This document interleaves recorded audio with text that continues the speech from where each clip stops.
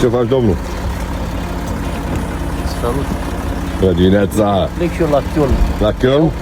Mă ieși pe mine încolo? Te iau încolo, mergem înainte. Hai, doamne! Hai.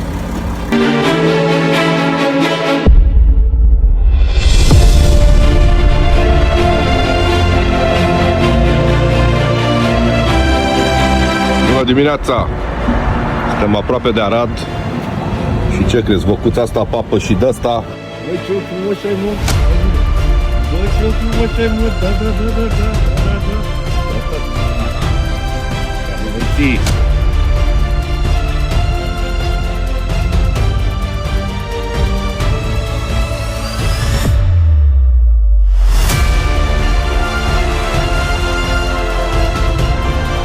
Și prima oprire este la Budapesta. O să avem 7 zile foarte, foarte aglomerate.